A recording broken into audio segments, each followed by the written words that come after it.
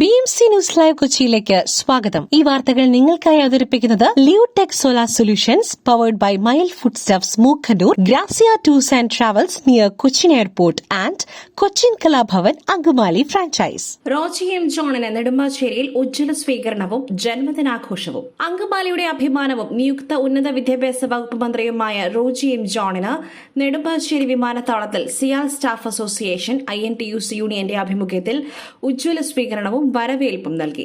സ്വീകരണത്തോടനുബന്ധിച്ച് അദ്ദേഹത്തിന്റെ ജന്മദിനവും യൂണിയൻ പ്രവർത്തകർ ചേർന്ന് ആഘോഷിച്ചു.